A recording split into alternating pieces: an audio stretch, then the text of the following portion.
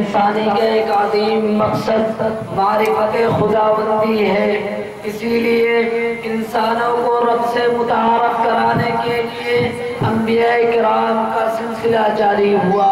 بعثت نبوی کے مقاصد میں سے ایک اہم چیز تزکیہ نفوس بھی ہے۔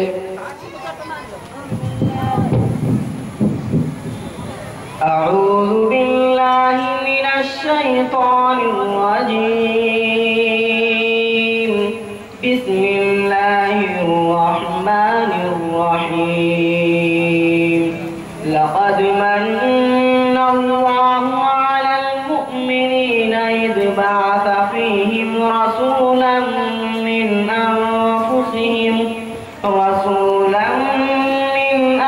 انفسہم يتلو عليهم آياته ويزكيهم ويعلمهم الكتاب والحكمة وإن كانوا من قبل لفي ضلال مبين۔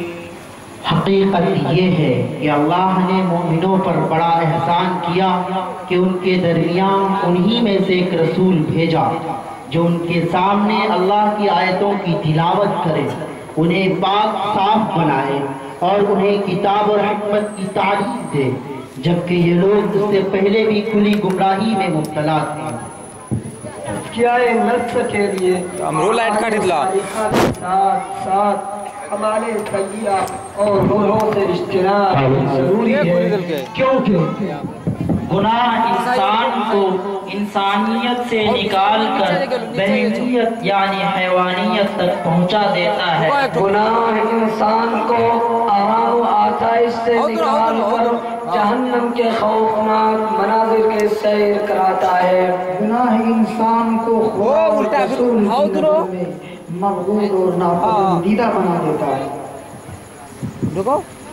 گناہ انسان کے راستے کو دشوار گزار گھاٹی سے کہیں زیادہ مشکل بنا دیتا ہے۔ گناہ انسان کی دنیاوی و اخروی زندگی کے لیے زہر قاتل ہے۔ عدل انصاف فقط حشر پہ موقوف نہیں، عدل انصاف فقط حشر پہ موقوف نہیں، زندگی خود بھی گناہ کی سزا دیتی ہے، زندگی خود بھی گناہ کی سزا دیتی ہے۔ گناہوں کی ایک وسیع دنیا ہے جن میں صغائر بھی ہے اور کبائر بھی۔ گناہ غافل انسان کو جہنم کی بھیانک شاہراہ پتلا کھڑا کر دیتا ہے، نتیجتاً وہ تباہ و برباد ہو جاتا ہے، پھر مرتا ہے نہ جیتا ہے۔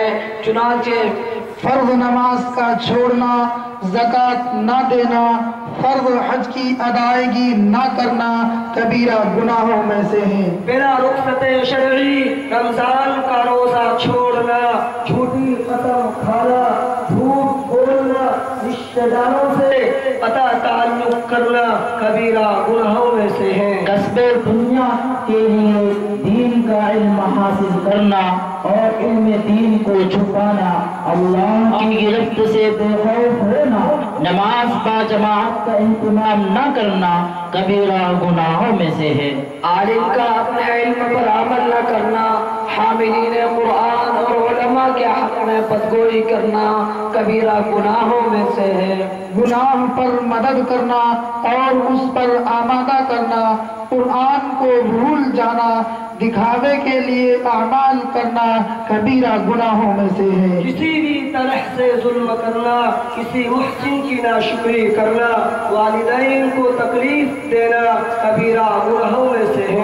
صغیرہ پر اصرار کرنا، اللہ اور اس کے رسول پر جھوٹ بولنا، کسی مسلمان سے 3 دن سے زیادہ سلام و کلام نہ کرنا انتہائی بدترین گناہوں میں سے ہے۔ اس لیے انسان کو چاہیے کہ ان تمام گناہوں کو ہر وقت مستحضر رکھے جو اس کی اخروی زندگی کی تباہی و بربادی کا سبب بن سکتے ہیں، کیونکہ قیامت کے دن انسان کو اس کے تمام اعمال کا بدلہ دیا جائے گا۔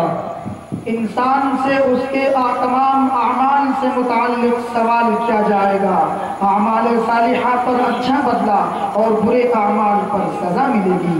وبالسند المتصل مما إلى الإمام الترمذي أنه قال حدثنا عبد الله بن عبد الرحمن أخبرنا الأسود بن عامر حدثنا أبو بكر بن عياش عن الأعمش عن سعيد بن عبد الله بن جريح عن أبي برزة الأسلمي رضي الله عنه وعنهم أنه قال قال رسول الله صلى الله عليه وسلم لا تزول قدم عبد يوم القيامة حتى يسأل عن عمره فيما أفناه وعن علمه فيما فعل وعن ماله من أين اكتسبه وفيما أنفقه وعن جسمه فيما أبلاه غمِ حیات کے سائے محیط مت کرنا غمِ حیات کے سائے محیط مت کرنا کسی غریب کو دل کا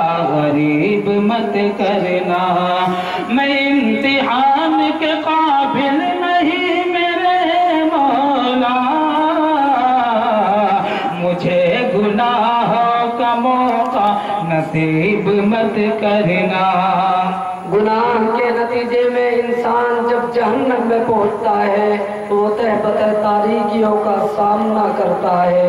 قرآن کہتا ہے أو كظلمات في بحر لجي يغشاه موج من فوقه موج من فوقه سحاب ظلمات بعضها فوق بعض یا پھر ان اعمال کی مثال ایسی ہے جیسے کہ گہرے سمندر میں پھیلے ہوئے اندھیرے کہ سمندر کو ایک موج نے ڈھانپ رکھا ہو جس کے اوپر ایک اور موج ہو اس کے اوپر بادل غرض اوپر تلے اندھیرے ہی اندھیرے۔ جہنم کے ایندھن انسان اور پتھر ہوں گے۔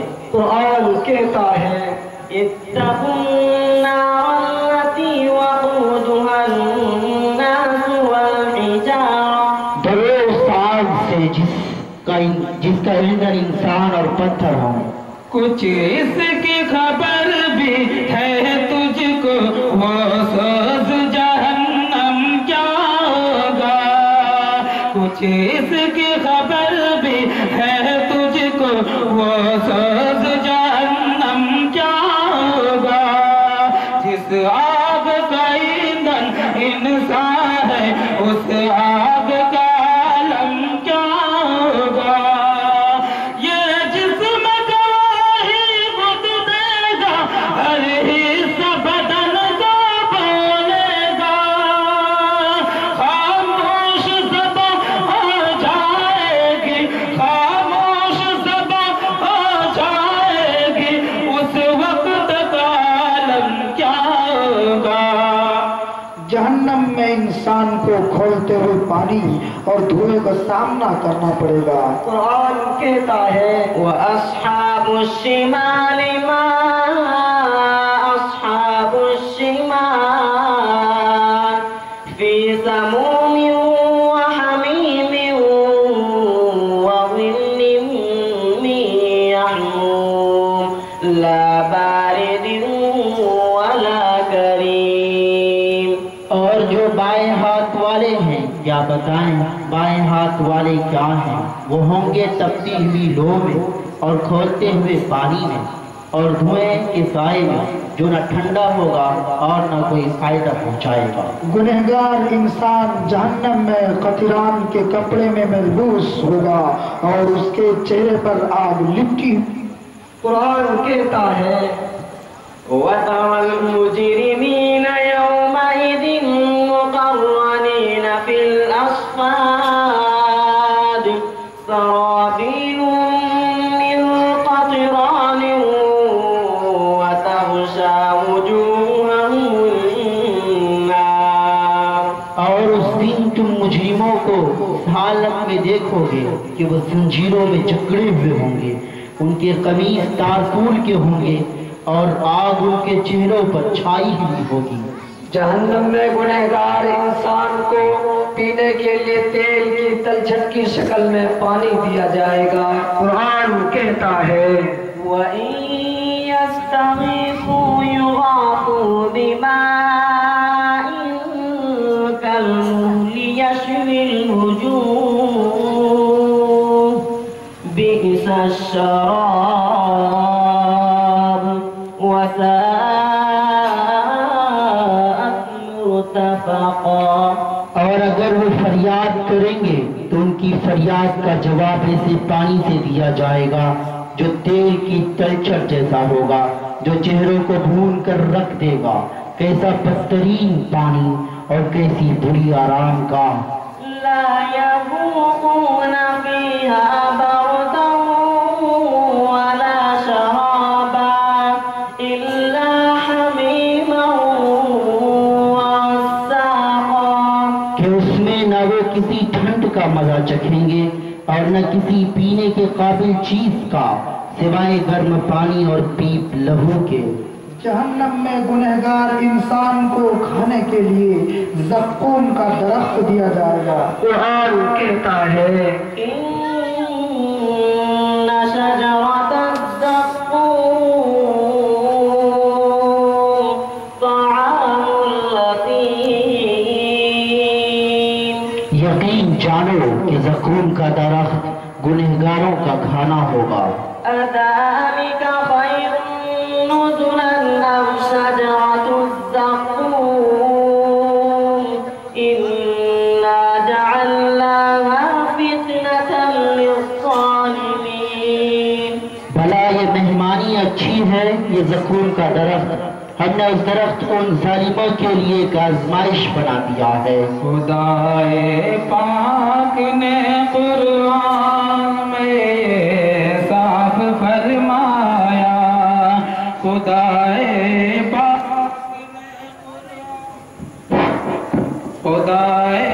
پاک نے قرآن میں صاف فرمایا، اسیم آسیہ کا حال دوزخ میں برا ہوگا، اسیم آسیہ کا حال دوزخ میں برا ہوگا، حمیم و شجر زقوم پھر وہ آگ کی شدت، ضیافت کے لیے ان کو وہاں یہ سب عطا ہوگا، سراپا رنج غم کی ہے جگہ راحت نہیں اس میں، اگر ذرہ یہاں ہے تو پھر محشر بپا ہوگا۔ جہنم کی گہرائی کا عالم یہ ہے کہ ایک بڑی چٹان کو جہنم میں پھینکا جائے گا، پھر بھی وہ اس کی گہرائی تک نہیں پہنچے گی۔ وبه قال حدثنا عبد بن حميد قال حدثنا حسين بن علي الجعفي عن فضيل بن عياض عن هشام بن حسان عن الحسن أنه قال عتيبة بن غزوان رضي الله عنه وعنهم على منبرنا هذا منبر المصاد عن النبي صلى الله عليه وسلم قال إن الصخرة العظيمة لتلقى من شفير جهنم فتهوى 70 عاما وما تفضي إلى قرارها۔ جہنم کو قیامت کے دن 70,000 لگاموں اور 4 ارب 90 کروڑ فرشتوں کی قید میں پیش کیا جائے گا۔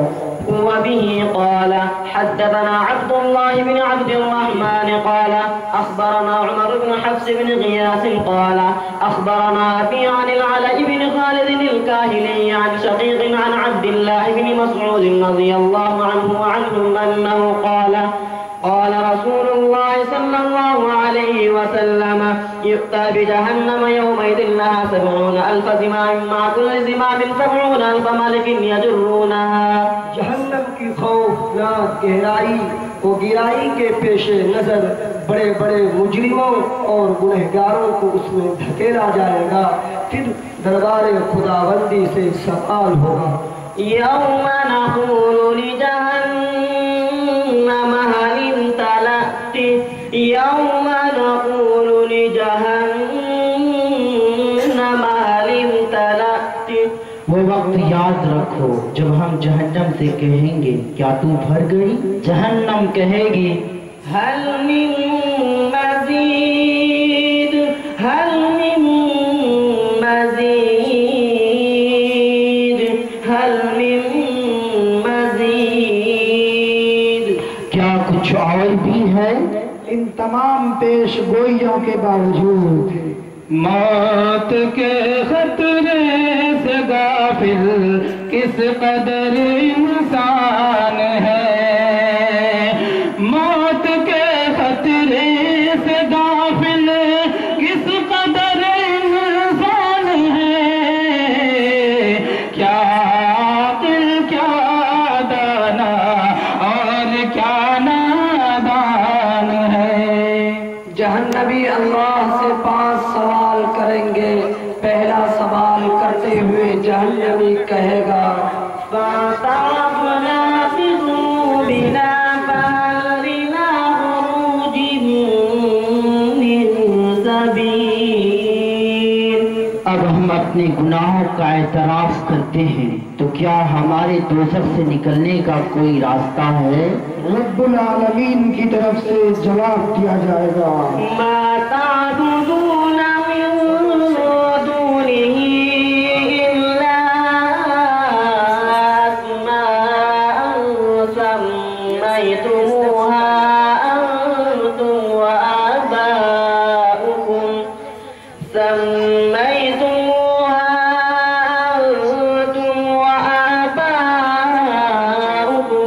ما أنزل الله بها من سلطان إن الحكم إلا لله۔ اس کے سوا جس کی تم عبادت کرتے ہو ان کی حقیقت چند ناموں سے زیادہ نہیں ہے جو تم نے اور تمہارے باپ داداؤں نے رکھ لیے ہیں۔ اللہ نے ان کے حق میں کوئی دلیل نہیں اتاری۔ حاکمیت اللہ کے سوا کسی کو حاصل نہیں ہے۔ جہنمی گناہوں پر افسوس اور اعمال صالحہ کی امید میں دنیا میں واپسی کا سوال کریں گے۔ ربنا أبصرنا وسمعنا فارجعنا نعمل صالحا إنا موقنون۔ ہمارے پروردگار ہماری آنکھیں اور ہمارے کان کھل گئے، اس لیے ہمیں دنیا میں دوبارہ بھیج دیجیے تاکہ ہم نیک عمل کریں، ہمیں اچھی طرح یقین آ چکا ہے۔ رب العالمین کی طرف سے جواب دیا جائے گا فذوقوا بما نسيتم لقاء يومكم هذا۔ اب جہنم کا مزہ چکھو کیونکہ تم نے اپنے اس دن کا سامنا کرنے کو جھٹلا دیا تھا۔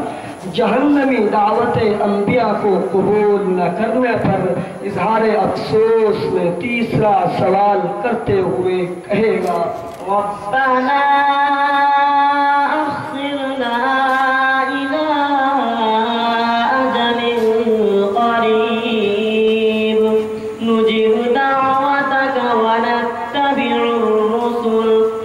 اے ہمارے پروردگار ہمیں تھوڑی سی مدت کے لیے اور مہلت دے دیجیے تاکہ ہم آپ کی دعوت قبول کر لیں اور پیغمبروں کی پیروی کریں۔ رب العالمین کی طرف سے جواب میں کہا جائے گا أولم تكونوا أقسمتم من قبل ما لكم من زوال۔ ارے کیا تم لوگوں نے قسمیں کھا کھا کر پہلے یہ نہیں کہا تھا کہ تم پر کوئی زوال نہیں آ سکتا؟ جہنم سے چھٹکارے کی درخواست کرتے ہوئے جہنمی کہے گا ربنا أخرجنا نعمل صالحا غير الذي كنا نعمل اے ہمارے پروردگار ہمیں باہر نکال دے تاکہ ہم جو کام پہلے کیا کرتے تھے انہیں چھوڑ کر نیک عمل کریں۔ رب العالمین کی طرف سے جواب میں ارشاد ہوگا أولم نعمركم ما يتذكر فيه من تذكر وجاءكم النذير بھلا کیا ہم نے تمہیں اتنی عمر نہیں دی تھی کہ جس کسی کو اس میں سوچنا سمجھنا ہوتا وہ سمجھ لیتا اور تمہارے پاس خبردار کرنے والا بھی آیا تھا۔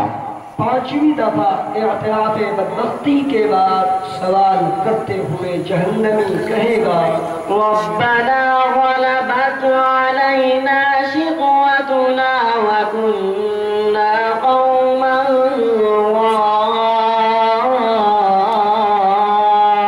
ضالين اے ہمارے پروردگار ہم پر ہماری بدبختی چھا گئی تھی اور ہم گمراہ لوگ تھے۔